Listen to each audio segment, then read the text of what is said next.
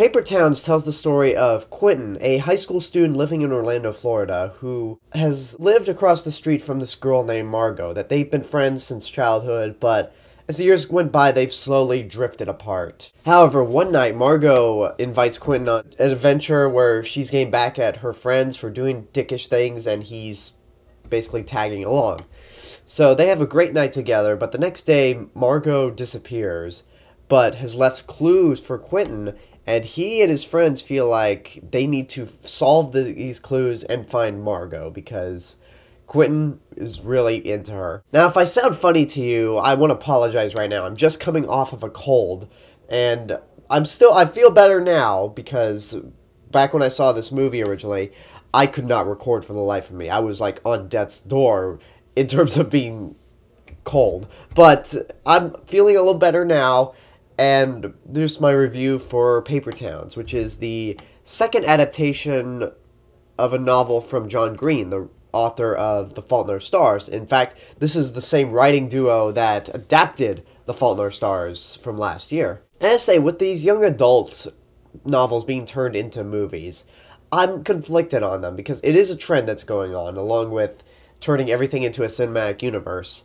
And when young adult novels are like science fiction or fantasy, it's like, this is our big stand against the big people, the ones that rule everything with a cruel iron fist, and there's a love triangle, and I'm just like, yeah, who gives a shit? I mean, Hunger Games worked out, but everything else, no.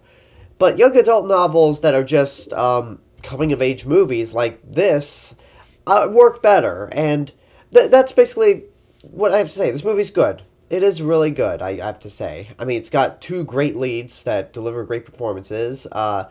Quentin is played by Nat Wolff, and Margot is played by Cara...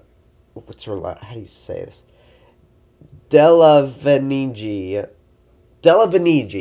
If I butchered that, I apologize, Cara, but you have a really complicated spelling for your last name. But the two actors, they have really good chemistry together. They're believable.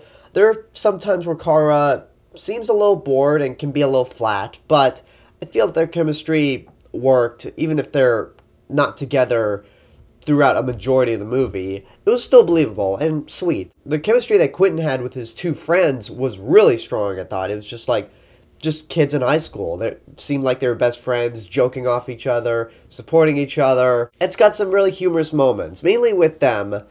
One moment in particular, I don't want to really say what it was, but there's a point where the three of them are afraid to go into somewhere where they have to find another clue about Margot. And Quentin says, okay, think of the first song that comes to your mind and you'll be brave.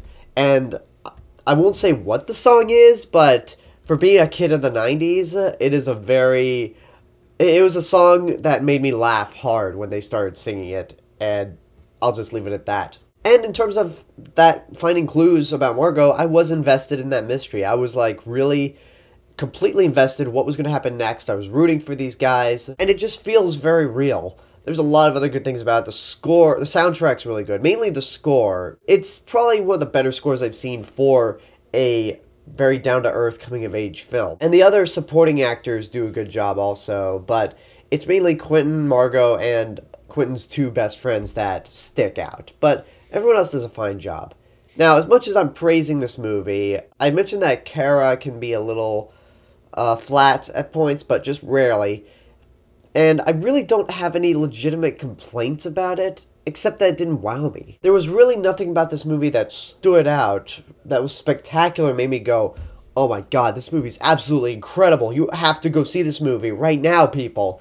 There was nothing like that. There was nothing really spectacular that really pulled me in or got me emotional.